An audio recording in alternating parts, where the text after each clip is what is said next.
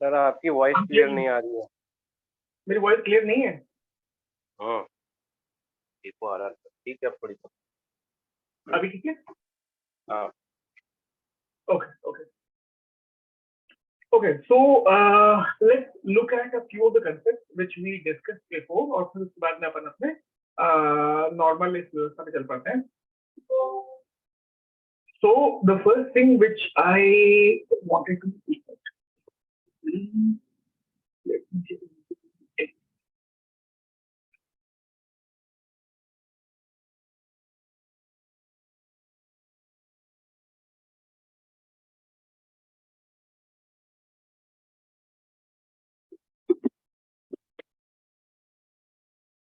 Okay.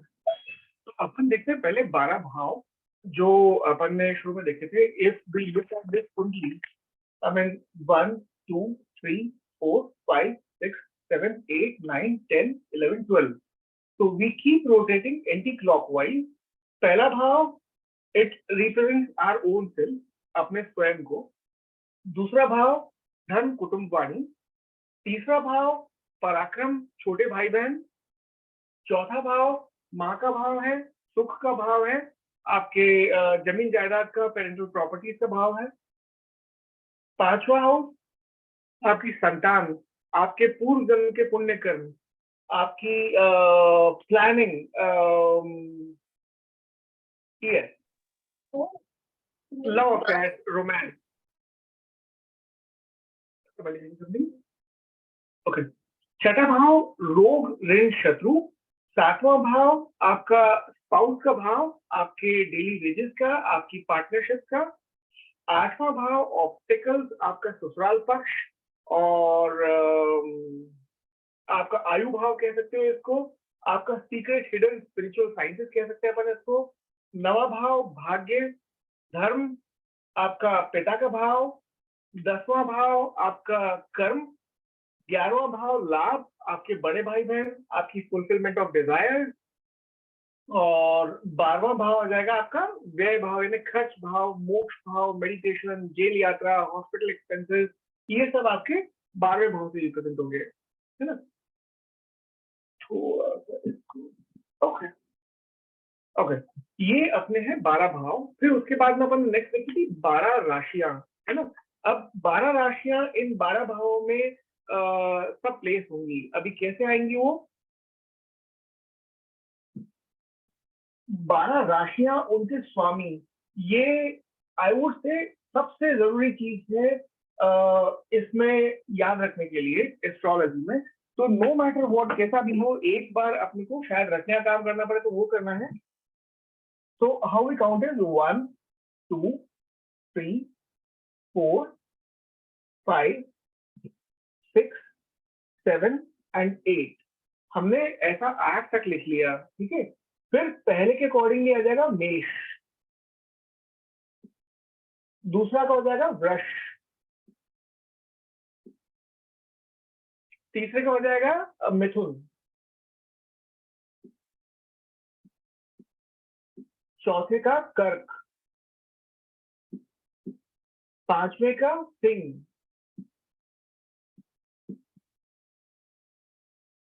छठे का anyone? कन्या. छठा कन्या सर. सातवां तुला. हाँ, तुला. वृश्चिक. और लास्ट है वृश्चिक, है ना.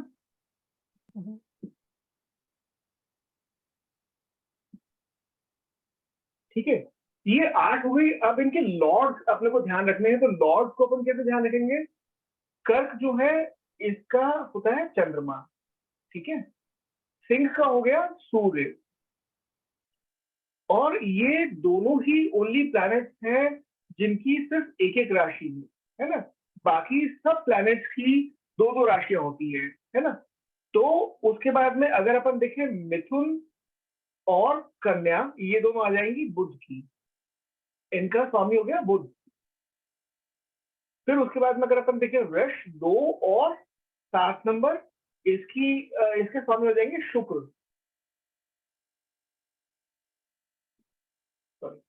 फिर उसके बाद में मेष और वृश्चिक ये दोनों से स्वामी हो जाएंगे आपके मंगल। ठीक है, ये आपके सारे स्वामी हो जाएंगे। अच्छा, सबकी क्या होता है, एक राशि होती है मेन और एक राशि होती है आपके दूसरी राशि। तो मेन राशि जो है वो सबकी याद रखना, बेसिकली वो डिसाइड करती है कि वो पर्सनालिटी का आदमी का पर्सनालिटी, आदमी के आई मीन सारी लाइफ की चीजें कैसे, क्या होगा क्या नहीं होगा, वो आपकी मूल त्रिकोण राशि डिसाइड करती है, जो मेन मूल त्रिकोण है। मंगल की है मेष, फिर उसके बाद में आपके शुक्र की हो जाएगी तुला, फिर उसके बाद में आपके बुध की हो जाएगी कौन सी, कन्या। कन्या, सिंह और कर्क है ये ऑटोमेटिकली। तो ये इन सबकी मूल त्रिकोण राशियां हुई। वैसे ही हम चार और जो बचे हुए हैं राशियां वो और दे देते हैं, तो वो अपने बृहस्पति और शनि के बीच में आ जाएंगे।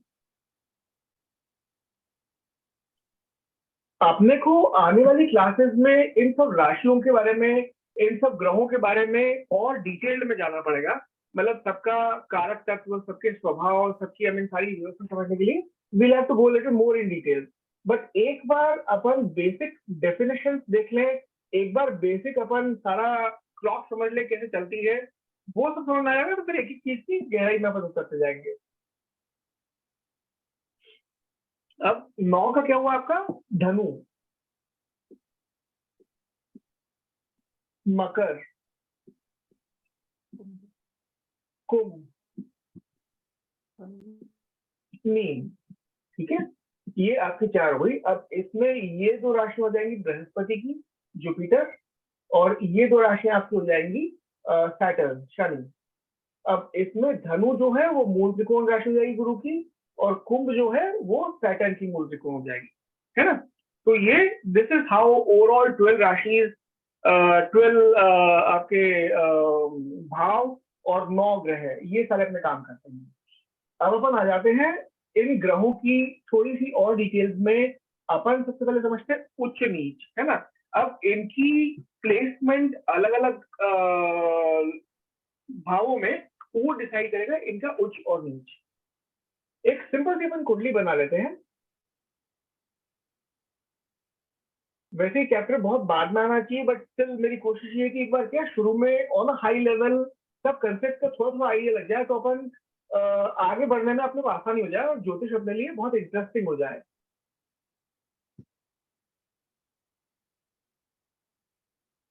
अपन ने एक सिंपल सी कुंडली बनाई यहाँ पर,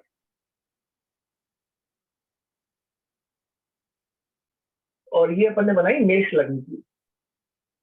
ठीक है, 1 2 3 4 5 6 7 8 9 10 11 12, ये अपन ने मेष लग्न की कुंडली बना ली। अब इस मेष लग्न की कुंडली में हर ग्रह किसी एक पर्टिकुलर राशि में उच्च का होता है, किसी एक पर्टिकुलर राशि में नीच का होता है।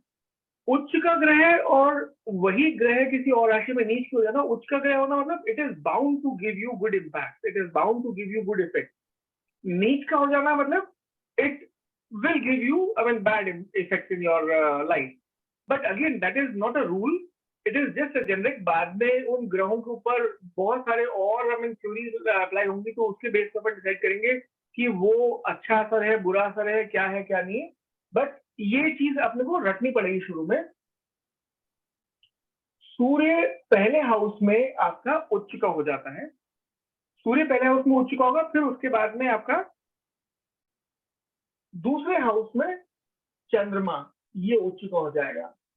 अगर चंद्रमा के साथ में दूसरे और तीसरे हाउस में राहु, ये दोनों हाउसेस में उच्च का होगा।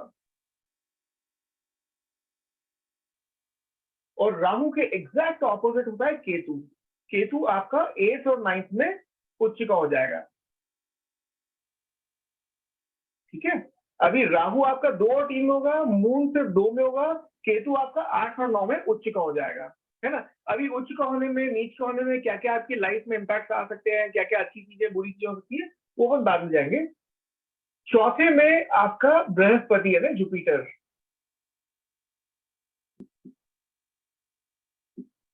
और इसके सामने मार्स। ठीक है, यहाँ पे आपका मर्क्यूरी, और यहाँ पर आपका आ जाएगा वीनस। ठीक है, ये आपके, और यहाँ पे आ जाएगा सैटर्न। ये हो गया आपका बेसिकली उच्च के प्लैनेट। किस किस राशि में कौन कौन से उच्च के होते हैं? जब सन आपका एरीज में पड़ा होगा तो वो उच्च का हो जाएगा। मून आपका टॉरस में होगा तो उच्च का हो जाएगा।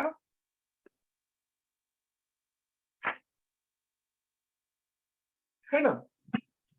वैसे ही राहु अगर आपका टॉरस में होगा या आपका जेमिनाई में होगा तो उच्च का हो जाएगा। अभी ये 2 नंबर की राशि जो है बिलोंग करती है शुक्र देव को, और 3 नंबर की राशि बिलोंग करती है बुध देव को। अब बुध देव अपन ने पढ़ा था तो शुरू में देखा था कि बुध देव जो है दानवों के भी मित्र हैं और देवताओं के मित्र हैं। बुध देव के जो शत्रु हैं वो है मंगल और चंद्र।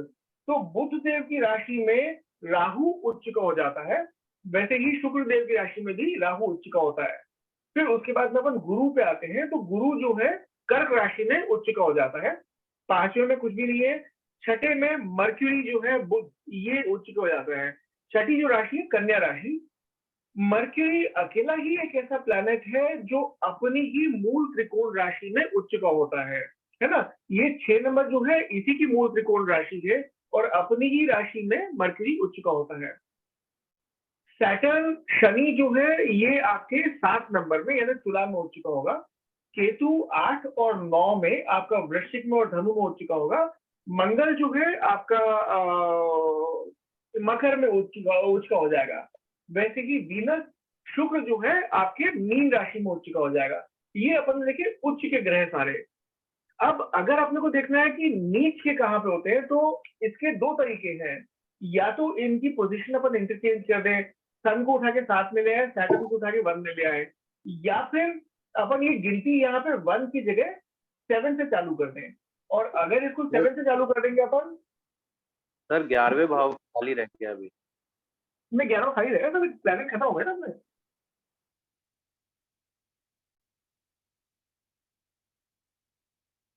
ओके, प्लैनेट उतनी है ना सर, प्लैनेट बचे भी थी ना अपने पास, सारे प्लैनेट कवर कर लिए अपन ने, राइट? ठीक है, देखो ना, 1 2 3 4 5 6 7 8 9 9 ही तो प्लैनेट है अपने पास, है ना? तो ये अपन ने पूरे 11वां भी खाली है, 5वां भी खाली है, ये दोनों खाली है।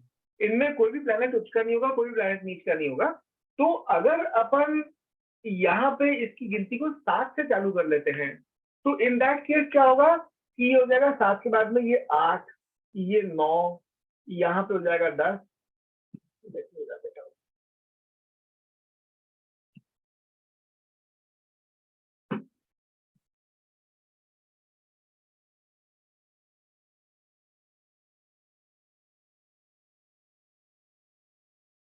तो ये एक बार आपको इसको डेफिनेटली याद ही करना पड़ेगा। ये 7 8 9, ये 10 11 12 1 2 3 4 5 6।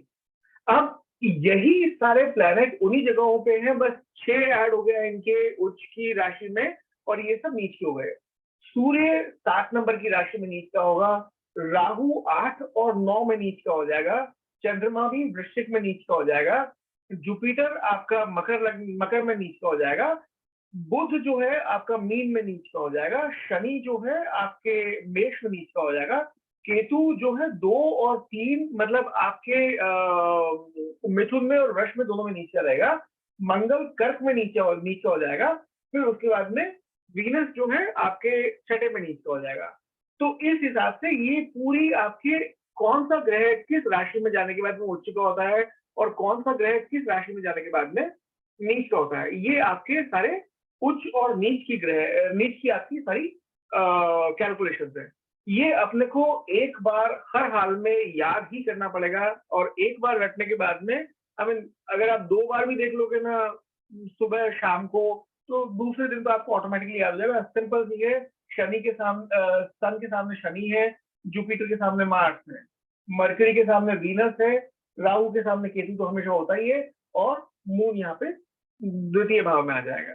तो इस हिसाब से आप देखोगे तो हमेशा के लिए याद ही हो जाएगा एक बार में आपको, है ना? फिर उसके बाद अपन जाते हैं कुंडली के जो ये आपके 12 भाव हैं, इनके एक हल्के डिवीजन पे, है ना। अभी अपने को हाई लेवल पे उच्च और नीच का हाई कैलकुलेशन समझ में आ गई कहाँ से हो रही है, ठीक है। अब अपन पकड़ते हैं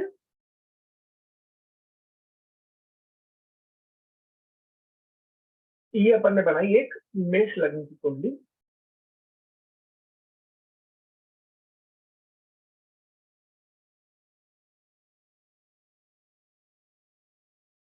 ठीक है।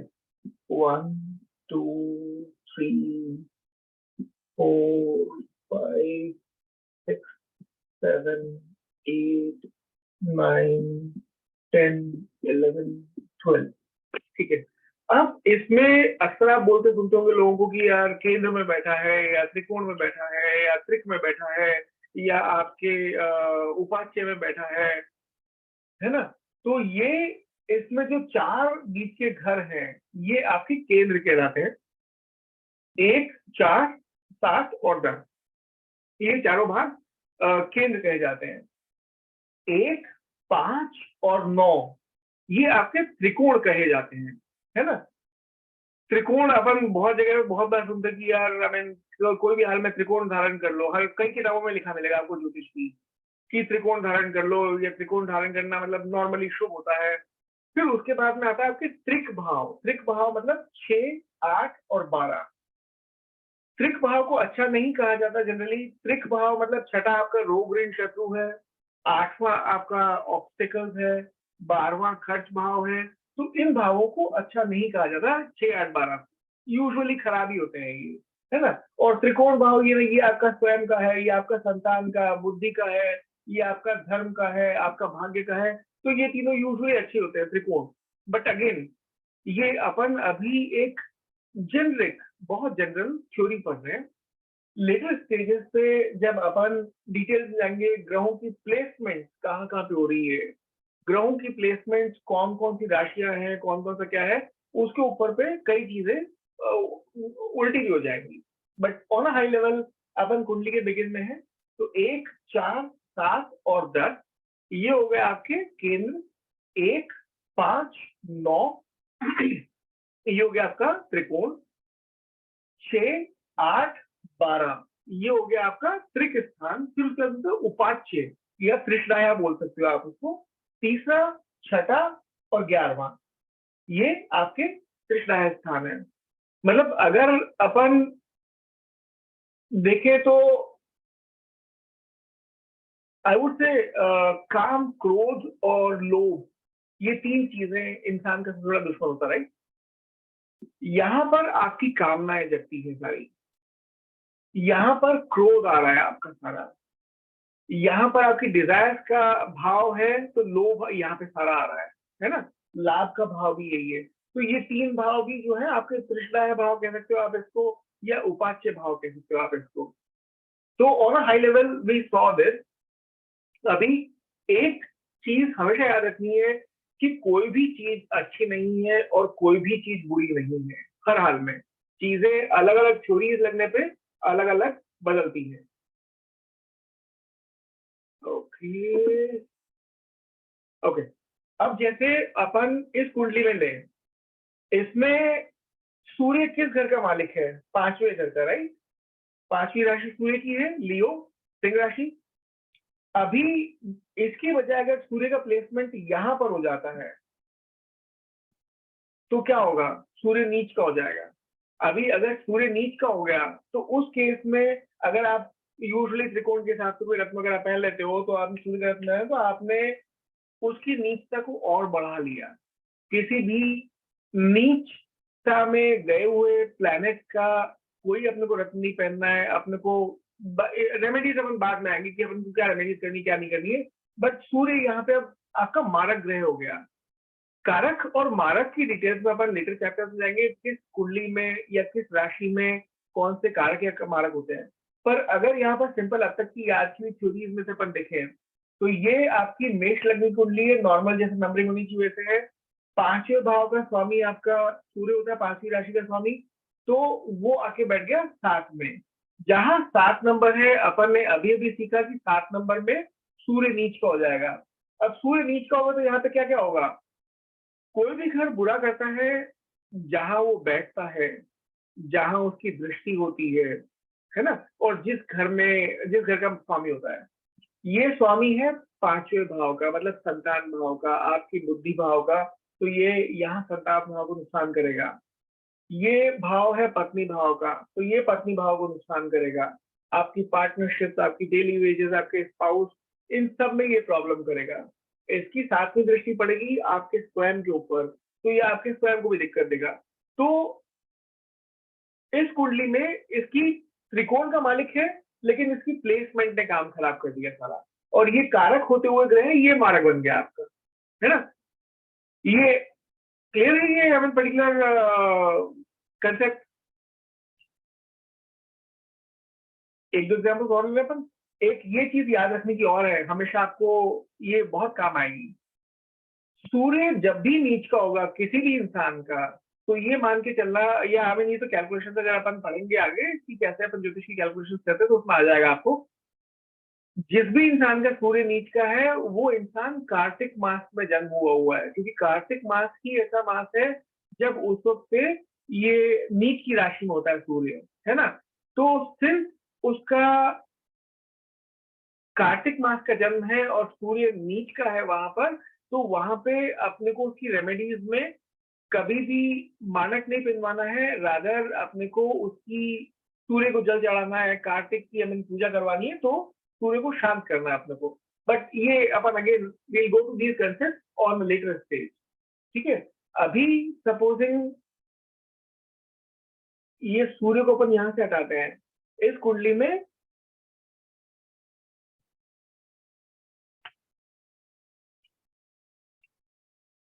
अपन नवे भाव का मालिक कौन है? एनीवन? अमित सर?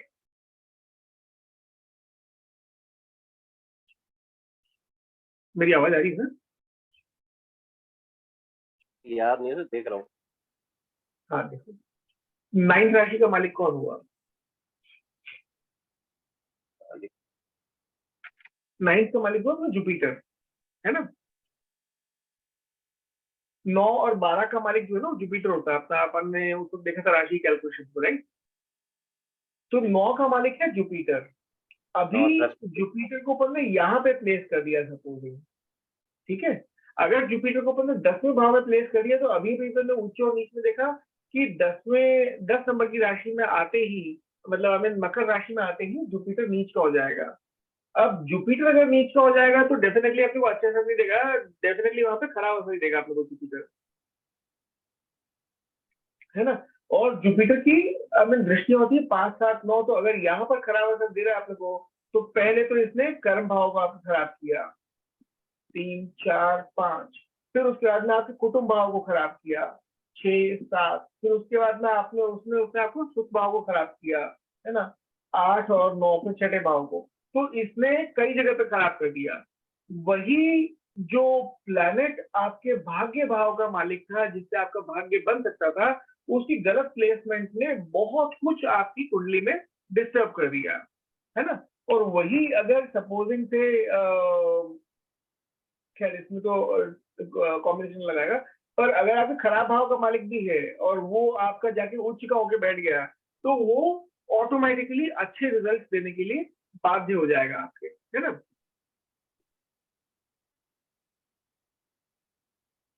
और फिर आप चाहो तो ले लो एक और, आई मीन ट्राई कर लो अपन, एक आध एग्जांपल ले लेते हैं तो आपको याद इजीली हो जाएगी कंसेप्ट, आप लोग को भूलेंगे नहीं कंसेप्ट। ये कंसेप्ट समझना शुरू के बहुत जरूरी है, और इसी में सारा एनालिसिस अपना ज्योतिष का आएगा, इसलिए अपन इसमें 2-3 एग्जांपल ज्यादा ले लेते हैं। यहाँ पे अपन सिर्फ एनालाइज करने की कोशिश कर रहे हैं, यहाँ पे सिर्फ अपन अपना दिमाग दौड़ाने की कोशिश कर रहे हैं। चांसेस यही है कि अपने सवालों के आंसर अभी गलत होंगे, पर अगर अपन अभी एनालाइज करते रहेंगे तो एटलीस्ट आगे पहुंचने तक अपन will be able to make out a lot of things right. अभी सपोज करो आप इसमें टॉरस लगने की कुंडली बना लो, तो 2, 3, 4, 5, 6, 7, 8, 9, 10, 11, 12, 1, ठीक है। ये टॉर्च लगनी को लिया गया इसकी। अभी छठे मतलब आपकी छठी राशि मतलब आपके पांचवें भाव का मालिक कौन है? आपके पांचवें भाव का मालिक हो गया मर्क्यूरी, ठीक है ना, क्योंकि यहाँ 6 नंबर है राशि, तो इसका मालिक हो गया मर्क्यूरी। सपोजिंग मर्क्यूरी की प्लेसमेंट 11वें भाव में हो गई यहाँ पर, ठीक है, इसमें मर्क्यूरी आ गया। तो हमने अभी अभी देखा था कि मर्क्यूरी जैसे कि 12 नंबर में जाएगा वो नीच का हो जाएगा, राइट। तो अब यहाँ पर नीच का हो जाने से क्या होगा? सबसे पहले तो वो लाभ भाव को खत्म करेगा। जो इस कुंडली में त्रिकोण का मालिक था, जो कुंडली में त्रिकोण का मालिक था, उसको तो उसने खराब किया ही किया, इसका भाव को भी खराब कर दिया उसने। इसका मालिक है, इसको खराब करेगा, यहाँ पे बैठा हुआ है इसको खराब करेगा, सप्तम दृष्टि पड़ती है उसको खराब करेगा। तो ये 3 भावों को मतलब खराब करेगा साथ के साथ। तो ये त्रिकोण का मालिक होते हुए भी गलत जगह प्लेसमेंट से it will give you bad impact. तो दैट इज व्हाट अपना उच्च नीच का मतलब है। और त्रिकोण ये आपके 3 हो गए, फिर उसके बाद में ये 4 अपने केंद्र हो गए, फिर उसके बाद में त्रिक और उपाच्य हो गए अपने, है ना। त्रिक 6, 8, 12 और उपाच्य 3, 6 और 11, त्रिशदाया भी बोल सकते हैं उपाच्य को। तो ये अपनी ओवरऑल उच्च नीच की और आपके अलग अलग भावों की नॉमेनक्लेचर आप मान सकते हैं इसको, ये है। अभी तक की इसमें कोई भी क्वेश्चन, आई एम श्योर कि अभी तक तो बहुत सारे क्वेश्चन होंगे क्योंकि अभी थोड़ा सा कॉम्प्लिकेटेड में आ गया अपन।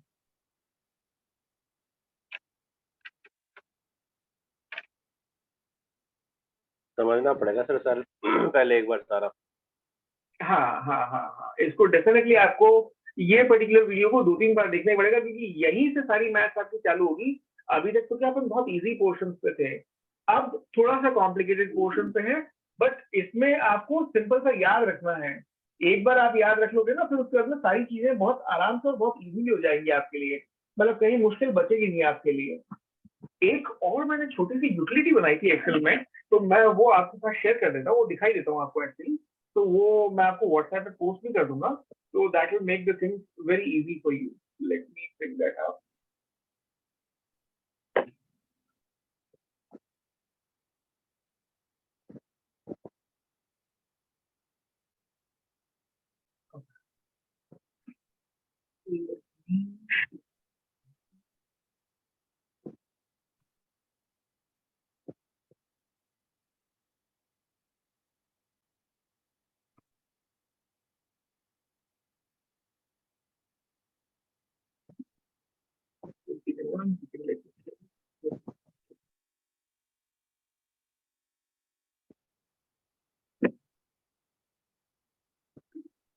अभी अगर मैं आपको दिखाऊं तो ये एक्सेल की एक छोटी सी यूटिलिटी बनाई मैंने, है ना। इसमें क्या किया अपन ने, मैंने मतलब मैं जो जो भी सीखता गया सारी कैलकुलेशन में उसको फॉर्मुलेज में डाल के इसको बनाता गया। तो इसमें मैंने क्या किया है कि अगर मैं यहाँ पर सिर्फ एक नंबर डाल देता हूँ तो ये सारी चीजें अकॉर्डिंगली चेंज हो जाएगी, ये पूरी आपकी कुंडली तैयार हो जाएगी, है ना। ये आपके सारी नंबरिंग यहाँ पे हुई, इसी के अकॉर्डिंगली ये बेसिकली सूर्य लग्न कुंडली है, आगे चंद्र लग्न की बनेगी, तो ये इसके अकॉर्डिंग चंद्र लग्न बन जाएगा। ये अपन ने अभी कवर नहीं किया but we'll cover it up later, है ना। वैसे ही यहाँ पर अगर मैं ग्राउंड का सिर्फ नंबर डाल दूं कि कौन घर में कौन सा बैठा हुआ है, तो वो अकॉर्डिंगली सबको वहां पे प्लेस करता जाएगा। ये आपको बताता जाएगा कि कौन से ग्रह उच्च के हैं, कौन से ग्रह नीच के हैं, कौन सा ग्रह कहाँ बैठा हुआ है, उनके कारक मारक कौन से हैं, उनकी राशियां कौन सी है। तो ये सब इसने ऑटोमेटिकली कैलकुलेट करके तैयार कर दिया है। तो ये मैं एक्सेल शीट एक बार आप लोगों के साथ शेयर कर दूंगा। तो आई गेस हमें, क्योंकि अपने को बार बार क्या इसमें कुंडलियां बहुत सारी बनानी पड़ेगी, बार बार एक्सपेरिमेंट करते रहना पड़ेगा अपने को। तो ये एक बहुत छोटा सा काम है कि आपने सिर्फ यहाँ नंबर चेंज किया और ये आपकी टॉरस लग्न कुंडली तैयार हो गई। आपको अब मैं 9 नंबर की बनानी है तो आपने सिर्फ 9 नंबर डाला और यहाँ पूरी उसकी सूर्य लग्न कुंडली और चंद्र लग्न कुंडली दोनों तैयार हो गई है। सारे उसके कौन कौन से ग्रह उच्च होंगे, कौन से नीचे होंगे, सब कैलकुलेशन मैंने डाल दी है। And I have been writing continuously the formulas for whatever I understood. तो कंटिन्यूअस हर सेल में फॉर्मूलाज है। तो ये एक्चुअली मैं आपको शेयर कर दूंगा, इसमें आपको बहुत सारा हेल्प मिल जाएगी। Okay, let's move on to next. जी सबसे सर एक क्वेश्चन है, हाँ पूछिए। जैसे जो भी लोग जो देखते हैं, बनाते हैं, मेरे ख्याल से वो इतना बेसिक से नहीं बनाते हैं। आजकल सॉफ्टवेयर्स हैं तो वो फीड करके उसी से देख के खाली प्रिडिक्ट करते हैं ज़्यादातर। यार सॉफ्टवेयर से मतलब आप क्या वो शादी में कुंडली मिलाने की बात कर रहे हो क्या? नहीं, नहीं, जो सिंपल जैसे इवन कोई फलित कराना चाहता है, तो भी वो सॉफ्टवेयर से बनाते हैं ज़्यादातर। मतलब सॉफ्टवेयर्स होते हैं उसमें डाल के खाली प्रेडिक्शंस देते हैं या उसको फलित कर लेते हैं। बहुत सारे यार अभी एक्चुअली क्या होता है ज्योतिष ऐसी चीज है सपोजिंग से अभी यहाँ इसमें दो पार्ट है, पहले तो गणित और दूसरा फलित, है ना। गणित तो अपन ने कैलकुलेशन किया, अब इन गणित की भी डिटेल में सब लोग नहीं जाते हैं, पर मेरा ये मानना है कि अगर गणित में नहीं जाओगे तो फलित आप समझ भी नहीं सकते हो। तो अगर I take you toward what गणित इज, गणित के कौन कौन से पार्ट्स होते हैं, क्या क्या होता है उसमें, कैसे अपन कैलकुलेट कर रहे हैं। अगर अपने को बेसिक कैलकुलेशन नहीं आती है तो कहीं ना कहीं अपन चूक जाएंगे। अभी अगर अपने को पता हो कि ये 12 राशियां कैसे हैं, ये 27+1 28 नक्षत्र कैसे हैं, उनमें कैसे कैसे कैलकुलेशन तो ये ग्रह कहाँ से कहाँ ट्रांजिट में क्या मूव कर रहे हैं, यूजुअली लोग बाग स्किप कर देते हैं, पर मेरा मानना है कि उसके बिना आप फलित बहुत अच्छी नहीं कर सकते। और जितने कॉम्बिनेशन एक डेवलपर को सॉफ्टवेयर डेवलपर वालों उतने ही फीड कर सकता है उसमें, राइट। ऐसा कुछ परफेक्ट मैथ नहीं कि आपने बहुत सारा फीड कर दिया। अभी जैसे हमने सिंपल चीज देखी थी, राइट, ये बहुत छोटे स्तर पे अपन प्रिडिक्शन करने का तरीका निकाल रहे हैं। अपन एक कुंडली बनाते हैं, इसमें धनु लग्न की कुंडली लेते हैं। ये प्रैक्टिस अपन कर रहे हैं ताकि आप इस पर्टिकुलर सेशन के बाद में इस क्लास को एक आध दो बार प्रॉपरली वीडियो को देखकर इसको प्रैक्टिस कर सको, थोड़ा अपना माइंड लगा के अपनी एक्सपीरियंस कर सको उसमें, तो you will get more clarity on this concept. It definitely will take time, but repeating it multiple time, that is what will make it easy for you.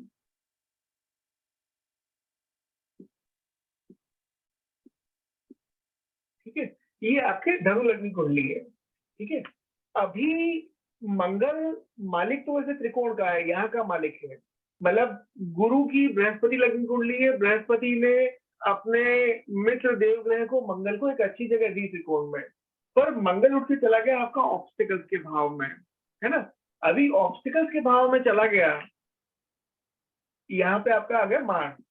अब मार्स यहाँ पे आते ही हो जाएगा क्या, नीच का हो जाएगा आपका। ठीक है, 4 नंबर में मंगल नीच का हो जाता है, जैसे कि ये नीच का होगा तो फिर कहाँ कहाँ पे असर करेगा, इस भाव को तो बढ़ाएगा ही बढ़ाएगा, आपके सास ससुर से आपकी क्वेश्चन बहुत खराब हो जाएंगी, और 1 2 3 4 आपके लाभ भाव में कमी कर देगा, 5 6 7 आपके धन कुटुंब वाणी में प्रॉब्लम आ जाएगी, 8 आपके छोटे भाई बहनों के साथ में तकलीफ आएगी, है ना। तो ये जहां पे बैठा, जहां इसकी दृष्टियां गई, जिस घर का ये मालिक है संतान भाव का, उसका और आपके 12वें भाव का, इन सभी भावों में प्रॉब्लम करेगा, उन सब भावों में प्रॉब्लम करेगा आपको। तो आपका कोई भी ग्रह अगर उच्च का हो जाएगा, यहीं पे अपन से सपोजिंग अपन ये मान रहे हैं कि आपका सेकंड भाव कोई अच्छा भाव नहीं है, राइट, आई मीन रोग ऋण शत्रु का भाव है, पर अगर आपका जो शुक्र है वो यहाँ आके बैठ जाए, अगर यहाँ पे आके बैठ जाएगा तो वो शुक्र आपका उच्च का हो जाएगा, उच्च का हो जाएगा तो it is bound to give you good effect. But again, this is the mathematics which we are learning at a very basic level. There are much more deeper loops which will change this theory again and again and again. I mean, something which, as per the standard one, we felt, I mean, it should give good impact. Later on, something might override it, which might again make it a malefic planet. है ना। तो ये initial theory अपन पढ़ रहे हैं, अभी यहाँ बैठेगा तो ये आपका उच्च का हो गया, तो आपके लाभ बढ़ा देगा, आपके बहुत सारी चीजें बढ़ा देगा, पेरेंटल जमीन जायदाद माँ के सुख, ये सारी चीजें ढेर सारी बढ़ा देगा आपको जीवन में। ये यहाँ पर अच्छा हो जाएगा, मालिक की खराब भाव गया था पर अच्छी जगह बैठ गया तो ये आपका अच्छा कर देगा, है ना। तो ये बेसिकली आपके ऑन हाई लेवल उच्च के ग्रह नीच के ग्रह आपके अलग अलग टाइप के भाव, आपके केंद्र के ग्रह यूजली अच्छे होते हैं, but again various theories again apply. त्रिकोण आपका 1 5 और 9 ये आपके अप्लाई होंगे, ये अच्छे होते हैं, बट अगेन कहाँ पे प्लैनेट की प्लेसमेंट हुई है। आपके त्रिक 6, 8, 12 ये अगेन खराब होते हैं, बट फिर भी अपन देखना पड़ेगा कि कहाँ पे उसकी प्लैनेट की प्लेसमेंट हुई है। वैसे ही उपाच्य या त्रिशदाया आपके 3, 6 और 11 तो ये भी खराब होते हैं, और मारक भाव आते हैं आपके 2 और 7। ऑन अ हाई लेवल मोटा मोटी सिर्फ इतना अपन याद रख ले तो बहुत सारी चीजें अपने पास में अगले लेवल पे कैलकुलेशन करने के लिए विल बी रेडी मोर। कुछ और इसमें अभी तक क्वेश्चन क्योंकि अभी थोड़ा कॉम्प्लिकेटेड रहा है अपना, और ये इंफॉर्मेशन डाइजेस्ट करने में थोड़ा सा तकलीफ होगी अपने को इमीडिएटली।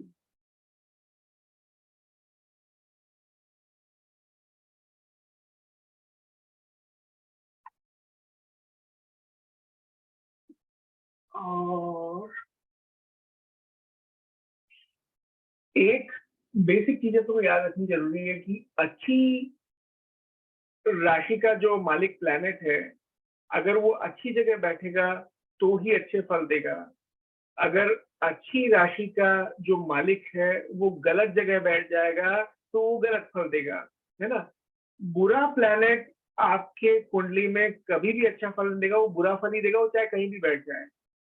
ये अपन ऑन हाई लेवल अगेन बात कर रहे हैं, जब तक कि इसके ऊपर कोई ओवरराइडिंग थ्योरीज अप्लाई नहीं हो जाती है ना।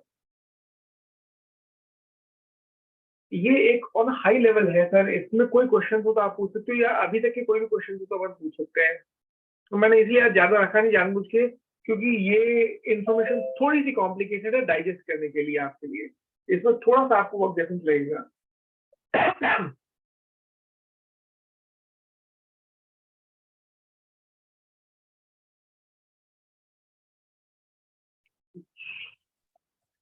आप थोड़ा उपाच्य के बारे में थोड़ा और एक्सप्लेन करेंगे?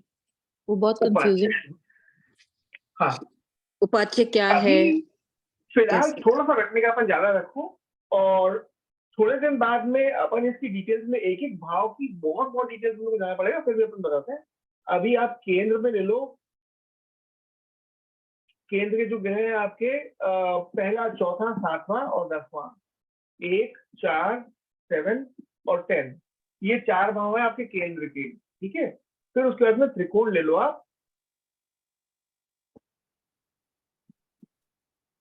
त्रिकोण में अगर आप लोगे तो 1, 5, 9, और फिर उसके बाद में अगर आप त्रिक भाव लेते हो तो 6ठा, 8वां, 12वां, है ना। यहाँ पे आपके आ जाएंगे त्रिक, 6ठा, 8वां और 12वां। फिर अगर आप उपाच्य लेते हो तो उपाच्य में आपका तीसरा, 6ठा और 11वां, ये इसको आप उपाच्य बोलो चाहे त्रिशलाया बोलो, ये आपके 3 भाव जो है, ये तीनों अच्छे भाव नहीं कहे जाते हैं। इन तीनों से ही अपन we derive a whole lot of problem. इसको त्रिशलाया बोल लो या उपाच्य बोलो, दोनों एक ही बात है ना। तो उपाच्य में आप क्या देंगे, 3, 6, 11। अगर अपन तीसरा भाव देखें तो कोई भी प्रॉब्लम की शुरुआत कहां से होती है, जब आप कोई काम ना करते हो, राइट। तो ये तीसरा भाव होता है आपका। 6ठा भाव तो ऑब्वियसली अंडरस्टैंडेबल है, आपके रोग, ऋण, शत्रु, ये 3 अपने आप में एक प्रॉब्लमेटिक भाव ही होता है। यहाँ पर अपन इसको लाभ का भाव कहते हैं, पर यहीं से एक्चुअली आपका सारा लोभ जागृत होता है। सारा उपास्य का जो लोभ है वो सारा यहीं से जागृत होता है। इन तीनों भावों के मालिक जो है वो आपके कभी भी बहुत अच्छे नहीं कहे जाते हैं। आई मीन इसमें कहीं ना कहीं आपकी प्रॉब्लम यहीं से शुरू होती है, बिगिन सारी यहीं से होती है। बट अगेन ये अभी अपन शोर शॉर्ट मत मान के चलो कि यही होना है, ये बहुत बेसिक लेवल पे है। ओवर राइडिंग थ्योरी कंटिन्यूसली आती जाएंगी जो इन सारी सिचुएशंस को अलग अलग करती चली जाएंगी, इन सारी सिचुएशंस को बदलती चली जाएंगी, बहुत सारी चीजें बदल जाएंगी। इसमें ऐसी ऐसी कुंडलियां भी हैं जिनके आई मीन लग्नेश ही नीच के होके जाके बैठे हैं, तो उनकी स्वयं की पर्सनालिटी ही नीच में बैठी हुई है। वो उनकी व्यवस्था उस प्लैनेट की बिल्कुल नेगेटिव चलती है। जो प्लैनेट के नेगेटिव फल होती है वो उनके जीवन में ऑटोमेटिकली आ जाते हैं, है ना। आपका अगर गुरु कहीं नीच में जाके बैठा हुआ है तो अज्ञानी बिल्कुल पैदाइश होगा। चंद्रमा कहीं नीच में जाके बैठा हुआ है तो सबसे पहली चीज है कि वो मन से डिस्टर्ब ही रहेगा या बहुत इमोशनल एक्सट्रीम पे चला जाएगा, पानी कम पिएगा, या आपके आई मीन चंद्रमा से रिलेटेड जो भी तत्व होंगे ना वो सब ऑटोमेटिकली कम हो जाएंगे। और अगर यही चीज स्ट्रांग है तो वो तत्व उसके बहुत अच्छे से स्ट्रांग हो जाएंगे। इन सबको हम योग की बहुत सारी चीजों के थ्रू बदल सकते हैं, चेंज कर सकते हैं, और मेरा तो ये मानना है कि शायद फास्टेस्ट चेंज कर सकते हैं। आप कोई ज्योतिष के उपाय करो कि यार अपने को बहती नदी में ये बहाना है, या अपने को इन भगवान को ये चढ़ाना है, या अपने को ये दान करना है, शायद बरसों का टाइम लग जाएगा उन चीजों में। पर अगर आप योगिक रेमेडीज करना चालू करो तो ये मेरा मानना है और ये मेरा नोटिस है, मतलब मेरा ऑब्जर्वेशन खुद का है कि वो बिल्कुल करामात के जैसे काम करती है। जैसे सिंपल सपोजिंग अपन बहुत छोटी चीज लेते हैं, राहु की अपन पकड़ते हैं, राइट। राहु केतु सारी दुनिया डरती है, पर राहु में ताकत है। अगर आपको बहुत नीचे ले जा रहा है वो, तो आपको बहुत ऊपर ले जा सकता है। दिमाग की जो दो स्थितियां हैं, एक स्थिति है आपकी अपने ही दिमाग में इतने विचार ज्यादा कि बाहर के संसार की आपकी आवश्यकता खत्म हो जाए, सारा संसार आपके अपने दिमाग में ही तैयार रहे, आपको बाहर की जरूरत में, उस इंसान को अपन पागल कहते हैं। और एक स्थिति दूसरे एंड की ऐसी है जिसमें दिमाग की सारी एक्टिविटीज जीरो जाए, शून्य, उसको अपन मेडिटेशन कहते हैं। और वो मेडिटेशन ही एकमात्र रास्ता मानता हूं मैं उस परमेश्वर तक उसको एहसास करने का, है ना। तो दोनों ही अलग अलग एंड की है। राहु अगर आपके दिमाग में करोड़ों थॉट प्रोसेसेस एक साथ डालना चाहता है, और अगर आप मेडिटेशन रोज के हिसाब से करने के अभ्यस्त हो, आप उसको रोज की प्रैक्टिस में है बरसों से, तो आप ये पाओगे कि राहु की दशा जो है आपके लिए कर्ज बनने के लिए ब्लेसिंग बन जाएगी। और राहु में ताकत है कि एक रातों रात छोटे से फकीर को भी आई मीन बाबा रामदेव बना के खड़ा कर सकता है मुकेश अंबानी के बगल में। एक राहु में ही ताकत है कि एक आई मीन चाय बेचने वाले को नरेंद्र मोदी बना के इतनी हाई पावर खड़ा कर सकता है। तो ये ग्रह आई मीन बहुत बड़े बड़े काम कर सकते हैं। केतु आपका कहने को तो अंधकार में ले जाता है, राइट। पर अगर केतु अगर आपको देना चाहे तो जमीन में से गड़ी हुई खाने निकाल के दे सकता है आपको। आप नॉर्मल स्कूटर पर चलने वाले आदमी से जब केतु एकदम जागृत होकर देना चाह रहा है अपनी दशांतर दशा में, तो वो जमीन में गड़ी हुई खान मिल जाएगी आपको कोई। या शनि अगर आपको देना चाहेगा तो जमीन में गड़ी हुई खान मिल जाएगी आपको कोई। मतलब पता चला जो चीज आप कोयले के हिसाब से बेच रहे थे 2 रुपए किलो के हिसाब से, वो टर्न अप हुई है एकदम से, मतलब उसमें पन्ने की खान मिल गई आपको जो पता नहीं कितने करोड़ रुपए किलो हो गया। रातों रात बदलाव ला देते हैं Shani Rahu Ketu specially, they have bigger power. Again it all depends on the placement. अब इसमें दो चीजें बहुत इंपॉर्टेंट याद रखने की है। पहली, कोई योग है आपके इसमें तो वो घटना होगी, है ना। पर वो घटना कब होगी? जब उसकी दशा अंतरदशा आएगी। अगर आपकी कुंडली में कोई योग है और उसकी दशा अंतरदशा आई ही नहीं है तो घटना होगी भी नहीं, वो रह जाएगी उसी में कुंडली में, वो होगी नहीं। वो होगी तब घटित जब उसकी दशा अंतरदशा आएगी। अब आप ये पता कर सकते हो कुंडली में कि कोई भी घटना होगी, कब होगी, वो दशांतर दशा से पता करेंगे। दशांतर दशा में 5 लेवल्स की दशाएं होती है ना। तो वो विंशोत्तरी दशा में अपन जाएंगे, 120 साल का पूरा उसका साइकिल है, कैसे होता है क्या होता है, we'll have a separate chapter of that.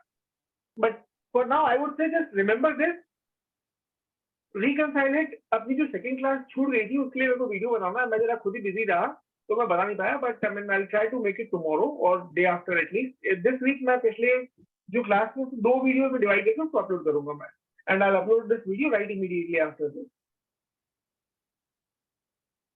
ठीक है, ओके सर। और कोई भी अगर आपको क्वेश्चन होगा तो बिंदास आप ग्रुप पे लिखो, पोस्ट करो, और जब चाहो आप मेरे को क्वेश्चन मेरे व्हाट्सएप पे भेज सकते हो। तो जैसा भी होगा अपन will address it as soon as possible.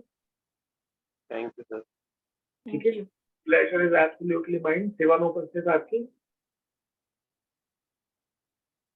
Thank you. Thank you sir, bye. Okay.